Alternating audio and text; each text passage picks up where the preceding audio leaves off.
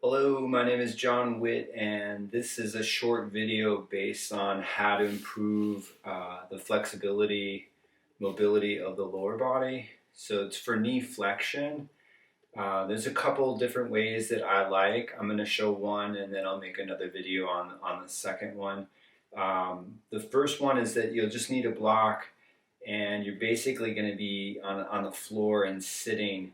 But a big part of getting you down on the ground is really going to help in mobilizing the foot.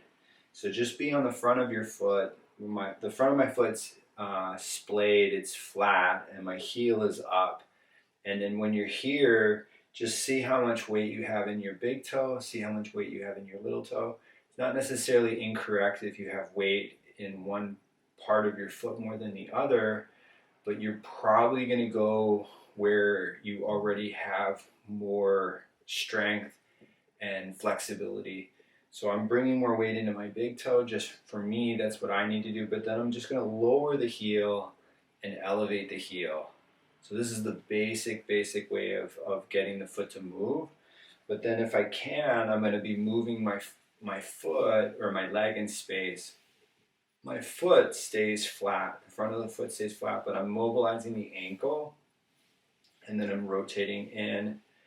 So just some motion initially is good, but if you could do a minute in each direction, that's what you can do. I'm just going to cut it short just so that you know what to use. And then I'm bringing the left heel up, and I'm rather than just giving you something to follow along, get a sense of how much your foot can actually take in these types of positions. But this is like the basic level of getting the foot to be more pliable. So I'm lowering the heel and elevating the heel, right? You know, what you need for walking, going up and down stairs. So that should move very fluidly, but then I'm going to be moving my leg in space, which is really going to put more stress on the foot. And if you already have something going on in your knee, you got to be careful with how much range you're actually using. But like I said, the more you can manipulate the foot, the better off the knee will function. So then I'm just coming back in the middle. So another way that you could do this is I'm just moving the weight into the outsides of my feet and then moving it back in. Now I'm lifting the outsides of my feet, and most of the weight's on the interior of my foot. So I'm going to do that again, and then in, and then out. So really basic, but just getting the foot to move more is a good starting point. Say you couldn't come down on the ground, you couldn't do this on the floor. But I'm going to sit in a Virasana position, so I'm sitting on a block. Now, if you don't sit very well in this position, you could sit on the highest level. And if you're supinated in your feet, this probably isn't the best position for you to start in. So that's something I could help you with in a completely different way. But I'm here, and if I'm on the highest point of the block's pretty narrow. So most likely you can't touch your feet to the block, and that's okay. But getting the feet to come in is a part of sitting well in this position. But what people, they fall out into the outsides of the feet. This is really common. The outside of the shoe kind of wears out. So getting the legs to hug in so that you're able to sustain that, right, when you stand and when you walk. But if I can, this is a good starting point. I'd start with 30, 60 seconds, and then maybe this is all that you're doing. But if you can come up, right, and down, right, you can come up and down off the block. But when you're coming down, you're controlling it so there's tension, and that can help stretch out the tissues, right?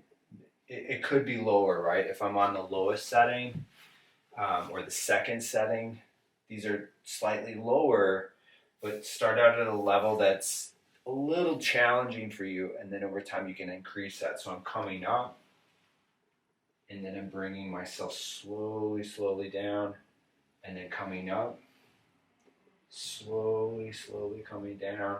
And I'm not on a really soft surface here, but you should be if this is difficult. Like even like our like a really dense bed or like a futon mattress, those are great. You know, grass is really good, but in weight bearing, this will help in increasing the knee flexion. Right, this is something that I think is you want to get back.